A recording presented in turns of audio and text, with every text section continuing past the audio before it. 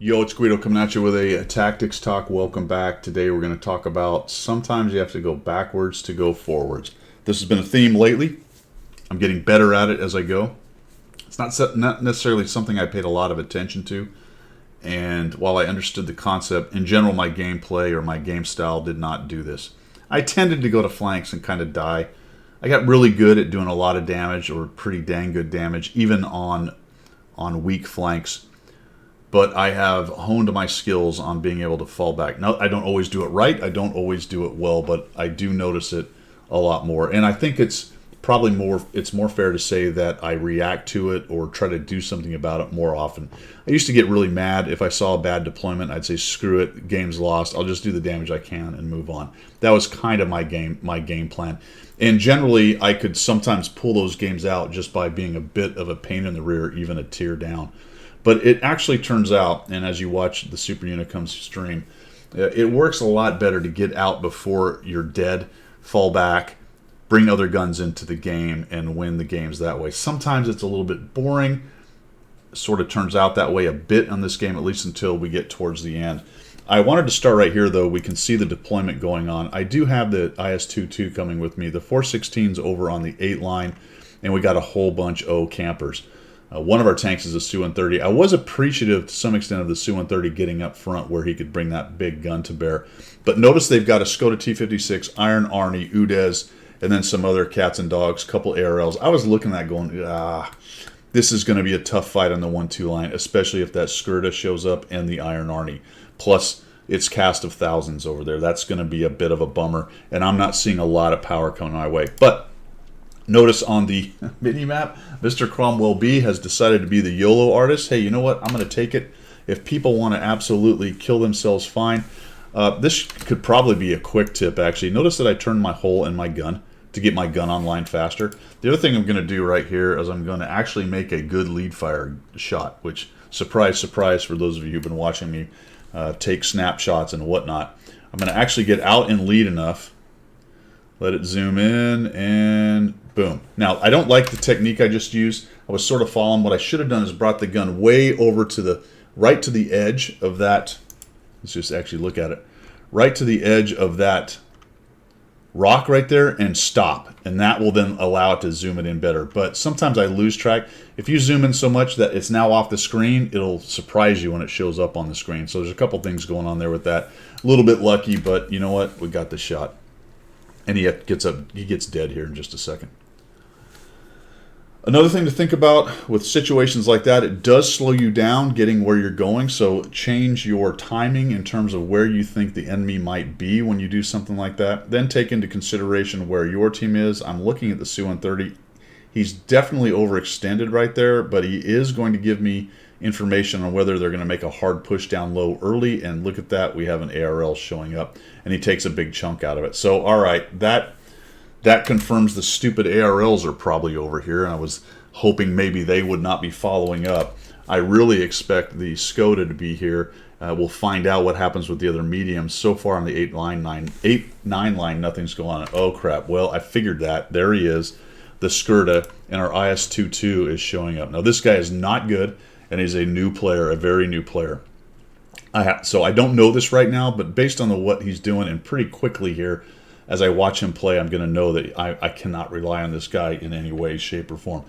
I think a lot of you go into things like this saying, I can't rely on anybody no matter what. But, you know, if you see somebody start to play well or you can support them, then you start to build at least a little bit of trust in the match itself.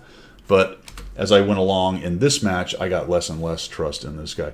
All right, the Skoda is looking at somebody else, and he's fired a couple times. So I'm figuring this guy does not have a shell. So I'm going to take this opportunity. Oh, boy.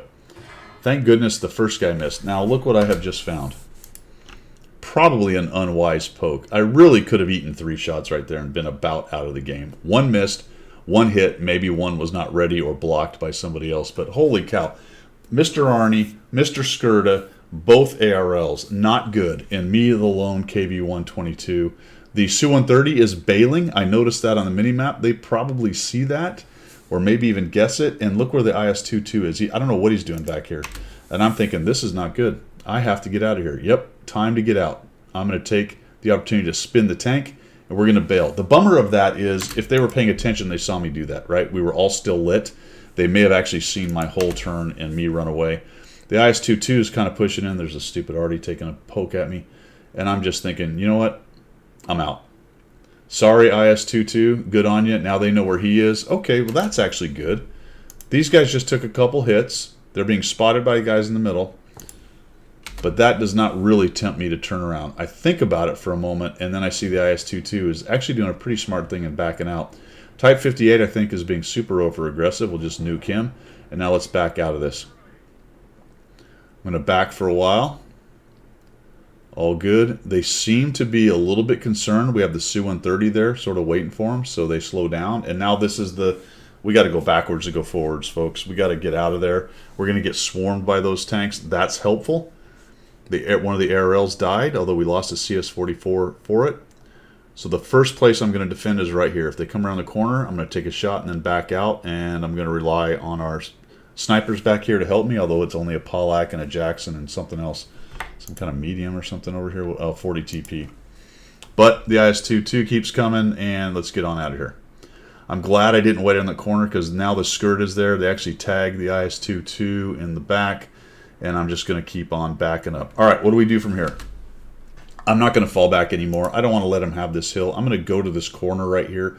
I'm not in danger of being shot in the back because the 8-9 line is fine for the moment. I will be pretty already safe behind those rocks, and I'll be able to get lights if they do try to cross and peel me out of here. The snipers over there will get shot. So off I go. I can see that the Su-130 is going back there, so I'm pretty happy about that. He'll be able to help out as well. So let's just sit here and surprise, surprise, surprise if somebody comes around the corner. They're calling me to fall back. There's no reason to fall back. If I fall back, there's nobody spotting those guys. They might see them as they go across that clear spot, but once they get in amongst these bushes or come around the corner here and they get up onto the ramp, it's over. It's going to be really hard to defeat them. They also own the middle, so shots are going to be coming in from the side as well. So we're just going to have to hang out here and see what we can do with these guys. Good news is that there's a bit of a scrum up in the northeast, which may start peeling these guys back. A little bit of a spastic reaction there, but we thump the UDES for 380. That's nice. That'll work. Oh, that's not great, but nothing I can do about it. If they try to push past and get shots, I'll turn and shoot. Another shot goes in there, so we punish that guy.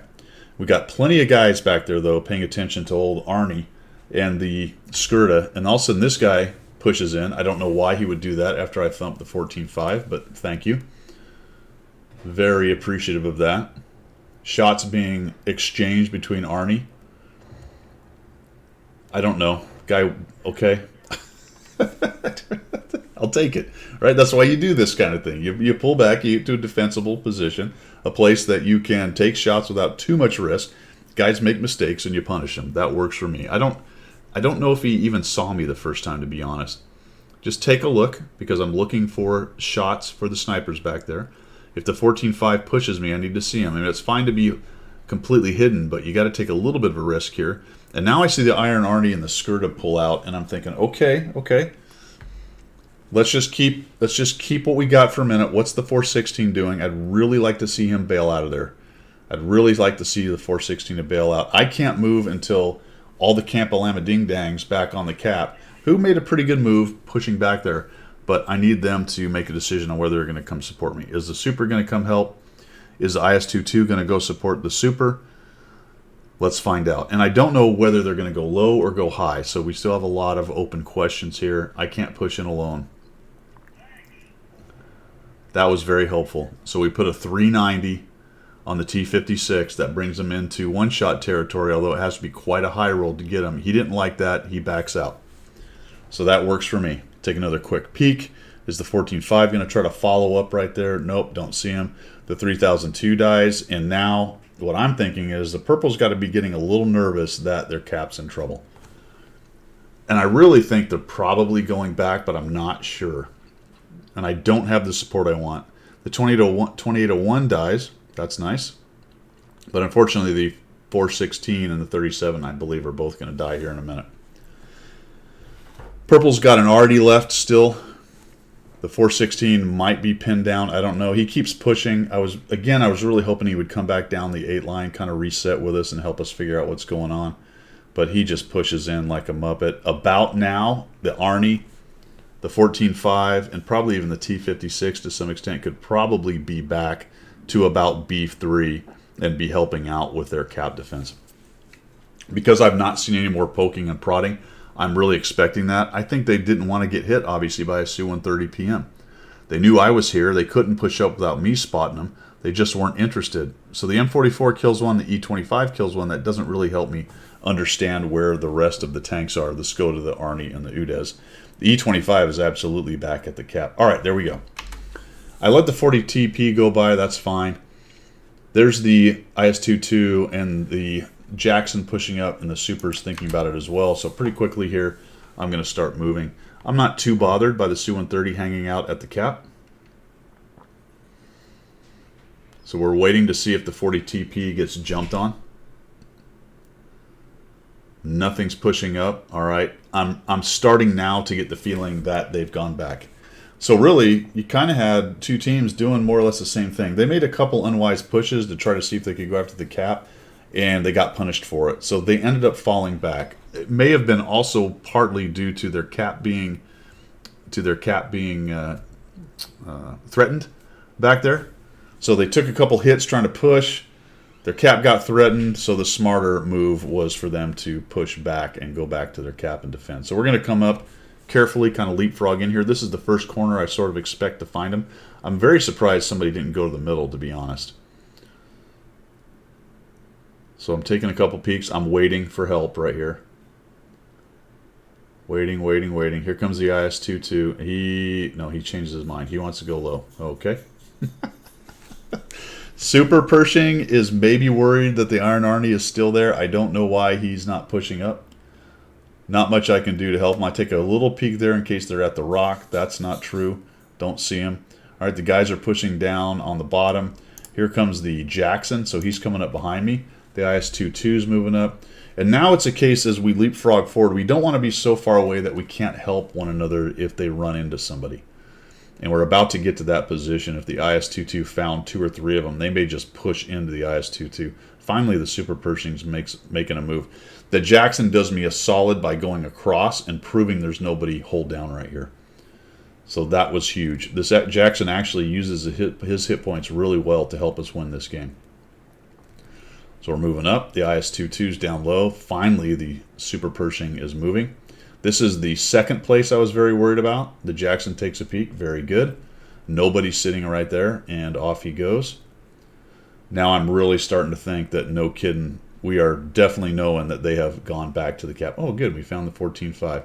And boom, the Jackson takes a big hit. He's waiting. He takes a chunk off of the UDES. I thought he would get pushed immediately. Of course, they know there's probably more than just the Jackson there. That's why I'm sitting right there. UDES starts to move. IS-2 is down low. Finally, the Super Pershing is pushing up behind us. So I push up here, ready in case. And what I'm kind of expecting to have happen here is they're going to notice the IS-22 as he pushes up and try to shoot him from the ridge line right here. Now we got the Super headed down low. And he's being very tentative. I wish he'd have got in there, because all we got to do is start getting these guys lit and start turning directions away from one side or the other, and we'll start to get shots. Oh, thank goodness he missed. All right, let's just wait. Is he going to come out? I decide against that, right? By the time he showed his lower hole, he would have had a nice shot on me. So I'm just going to back out and see if I can't bait him into coming this way. I'm also noticing the IS-22s move around. Notice he's up against the ridge there trying to proxy light, so he's not actually seeing those guys. I can tell he's not proxy lighting them because the Skoda is not lit. And now I'm starting to think, you know what, I bet that Skoda pushes. Notice that a couple of them have died. Now it's just the Skoda and the UDES and the M44. I'm really expecting the Skoda just to push into me. And this won't happen. The Su-130 gets killed by the M44. Very interesting. So they were sniping across more than likely, and then the M44 gets seen. Right? So the M44 is seen. The UDES is lit by the IS-2, so they know that the heavy's down low. They know the heavy's down low. They know, the Skoda knows it's me and just a Jackson over here. And as I watch that happen, I'm figuring he's going to charge me, more than likely. And it might be him in the 14.5. Here he comes. Boom. So we put a shot into his lower hole. He gets another one on me. He's going to take the shot on the Jackson. Nope. Doesn't take the shot on the Jackson. Mr. Jackson kills him. The Udez is up top. He drives off. Does he kill himself? Yeah, he kills himself by ramming into a rock. We end up with 2,276 damage, 414 assists, and 2 kills and a win. Sometimes you got to go backwards to go forwards, right? Pushed up to the usual spot. We talked about all the things I was thinking about. Got out of there in time. The IS-2, too, although he wasn't a great player, made a great decision to bail out. That kept one of our tier 8s alive. Fantastic. Punished them as they pushed into a cap. It's the old great. You won your flank, but you didn't win it by doing a lot of damage. There's a lot of guns sitting there. They walked into some more damage. That was good. For whatever reason, whether it was too hard to push our cap or they noticed their cap was in danger or a combination of the two, they all headed back and we carefully leapfrogged forward. Since we had gone back, we were now able to go forward and eventually clean these guys up. Some good work by the guys on the 8-9 line. Obviously, it wasn't all us doing the damage. The guys that are alive, the rest of them did some damage and killed some tanks and all that good stuff. You know, if you can keep the 8-9 line from getting pushed, then that's a good thing. That's all I've got for today. Let me know what you think down below in the comments. We will see ya.